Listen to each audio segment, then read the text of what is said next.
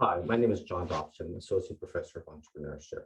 I'm passionate about entrepreneurship because I've seen firsthand the power of entrepreneurs to lift families out of poverty and communities out of poverty. And so I started the Dime Institute as a side hustle to bring world-class entrepreneurship education to marginalized communities in the US and around the world. I want to talk to you a little bit about my vision for entrepreneurship education in the future. So as a point of reference, let's start with Harvard's definition. So Stevenson outlined that entrepreneurship is the pursuit of opportunities beyond the directly controlled resources.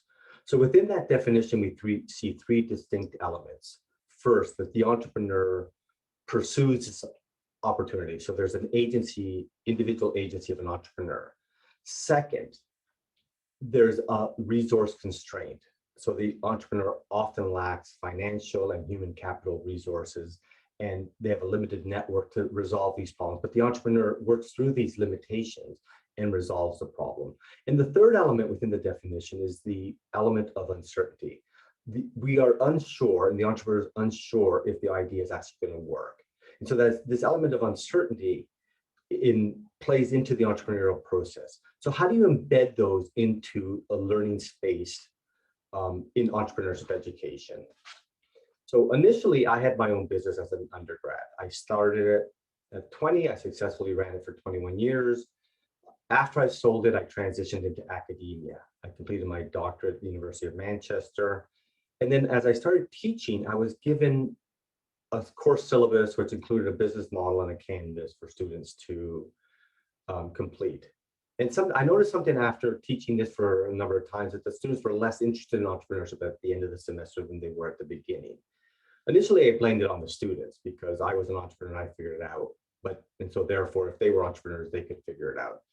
But through reflection and a series of kind of critical incidences, I realized that it was really what I was doing in the classroom, which was disincentivizing the students from actually pursuing their ideas. They came into the classroom with ideas, but the business plans, business models, and these hypothetical outline of how business ought to be done created barriers between them and their ideas.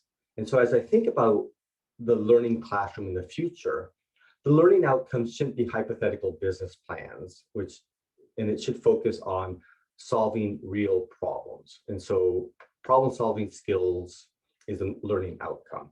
The learning space should be inclusive. Entrepreneurship functions at its core in the context of who the student is and the knowledge that they bring in.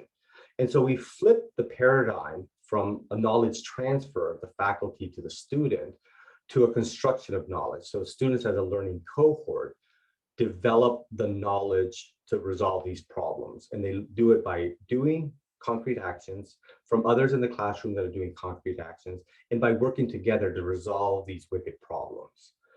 We meet the students where they are, not where we want them to be. So it's a concept called a zone of proximal knowledge.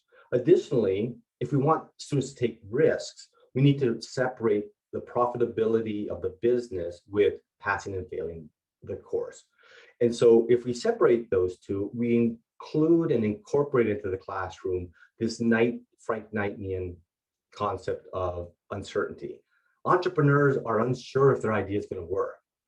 70% of businesses fail, so we can't expect 100% of hypothetical business plans in the classroom to succeed. And so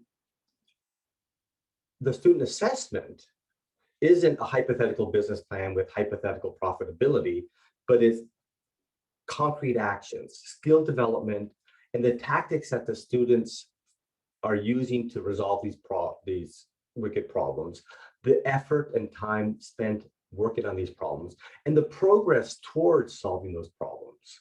So that's my vision. Focus on problems that are meaningful to the students, concrete experiences, and facilitate the construction of their entrepreneurial knowledge. Thank you.